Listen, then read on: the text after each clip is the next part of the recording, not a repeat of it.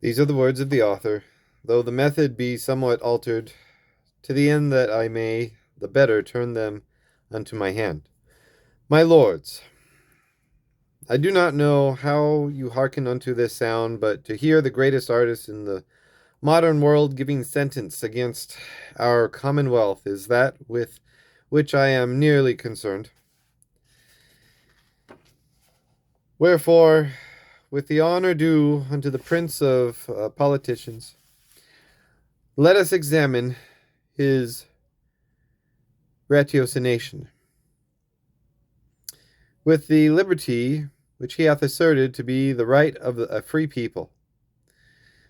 But we shall never come up to him except by taking the business a little lower, we descend from effects to their causes. The causes of commotion in a commonwealth are either external or internal. External are from enemies, from subjects, or from servants, to dispute when that was the cause why Rome was infested by the Italian, or by the Servile Wars, why the slaves took the capital, why the Lacedaemonians were near as frequently troubled with their helots as Rome with all those, or why Venice, whose situation is not trusted unto the faith of men, hath a good or better quarter with them whom she governeth than Rome had with the Latins, were to dispute unto external causes. The question put by Machiavel is of internal causes, whether the enmity that was between the Senate and the people of Rome might have been removed, and to determine otherwise of this question than he doth, I must lay down other principles than he hath. To which end I affirm that a commonwealth internally considered is either equal or unequal. A commonwealth that is internally equal hath not internal cause of commotion, and therefore can have no such effect but from without. A commonwealth internally unequal hath no internal cause of quiet, and therefore can have no such effect but by diversion. To prove my assertions, I shall at this time make use of no other than his examples. Lacedaemon was externally unquiet because she was externally unequal, that is, as to her helots, and she was internally at rest because she was equal in herself, both in root and branch, in the root of her agrarian, and in the branch by the Senate, inasmuch as no man was thereunto qualified but by election of the people. Which institution of Lycurgus is mentioned by Aristotle, where he saith that, rendering his citizens emulous, not careless, of that honor, he designed unto the people the election of the Senate. Wherefore Machiavel, in this as in other places, having his eye upon the division of patrician and plebeian families, as they were in Rome, hath quite mistaken the orders of this commonwealth, where there was no such thing. Nor did the quiet of it derive from the power of the kings, who were so far from shielding the people from injury of the nobility, of which there was none in his sense, but the Senate.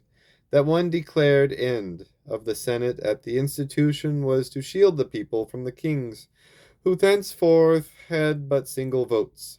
Neither did it proceed from the straightness of the Senate, or their keeping the people aloof from the government, that they were quiet, but from the equality of their administrations. Seeing the Senate, as is plain by the oracle, their fundamental law, had no more than the debate, and the result of the commonwealth belonged unto the people. Wherefore, when Theopompus and Polydore, kings of Lacedaemon, would have kept the people aloof from the government by adding unto the ancient law this clause: Si prave populus rogasit, senatui regibusque retractandi jus esto. In the determination of the if the determination of the people be faulty, it shall be lawful for the Senate to resume the debate. The people immediately became unquiet and resumed the debate, which ended not till they had set up their efforts, and caused that the magistracy to be confirmed by their kings. Theopompo Spartanorum regi moderationis testimonium redamus, nam cum primus instituiset, ut effori Lacedaemone crearentur ita futuri regiae potestati oppositi.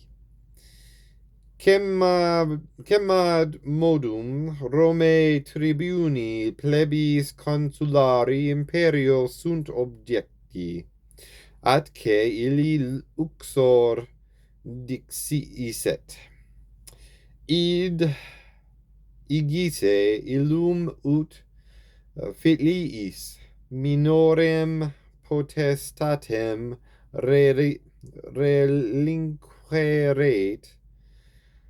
relinquam inquit, sed diuturniorem optime quidem ea inem demum tuta est potentia, quae viribus suis modum imponit. Theopompus igitur legitimis regnum vinculis constringendo, quo longius a licentia retraxit, hoc propius ab benevolentiam civium admovit. In which it may appear that a commonwealth for preservation, if she come to be unequal, is as obnoxious unto enmity between the Senate and the people as the commonwealth for increase, and that the tranquillity of Lacedaemon derived from no other cause than her equality. For Venice to say that she is quite quiet because she disarms her subjects is to forget that Lacedaemon disarmed her helots, and yet could not in their regard be quiet. Wherefore, if Venice be defended from external causes of commotion, it is first through her situation, in which respect her subjects have no hope, and this indeed may be attributed unto her fortune, and secondly through her exquisite justice, whence they have no will to invade her. But this can be attributed to no other cause than her prudence, which will appear to be greater as we look nearer.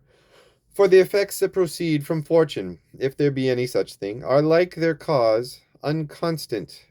But there never happened unto any other commonwealth so undisturbed and constant a tranquillity and peace in herself as in that of Venice.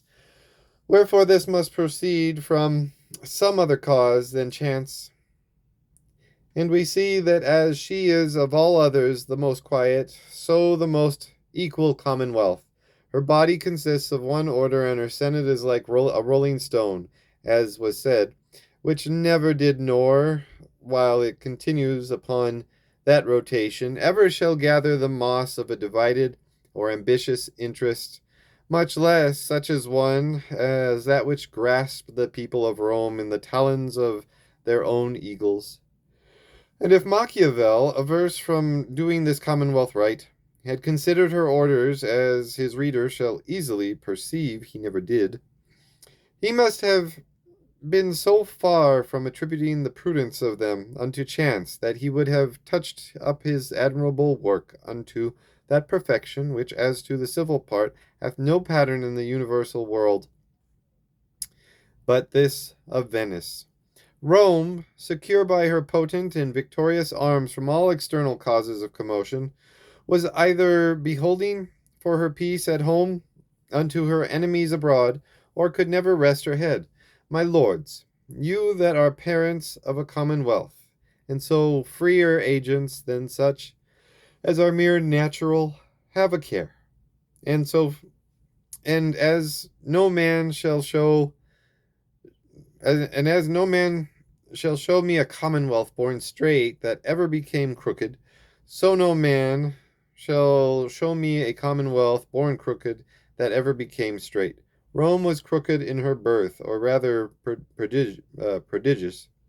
Her twins and patricians and plebeian orders came, as was shown by the foregoing story, unto the world one body, but two heads, or rather two bellies. For notwithstanding the fable out of Aesop, whereby Menenius Agrippa, the orator that was sent from the Senate unto the people at Mount Aventine, showed the fathers to be the belly, and the people to be the arms and the legs, which, except that, how slothful soever it might seem, were nourished. Not these, but the whole body, must languish and be dissolved. It is plain that the fathers were a distinct belly, such an one as took the meat, indeed, out of the people's mouths, but abhorring the agrarian, returning it not in the due and necessary nutrition of a commonwealth. Nevertheless, as the people that live about the cataracts of Nilus are said not to hear the noise, so neither the Roman writers nor Machiavel, the most conversant with them, seem among so many of the tribution storms to hear their natural voice. For though they could not miss of it so far as to attribute them unto the strife of the people for participation in magistracy, or in which Machiavel more particularly joins unto that about the agrarian, this was to take the business short, and the remedy for the disease, cujus levamen mali plebs nisi suis in summo imperio locatis nolum speraret.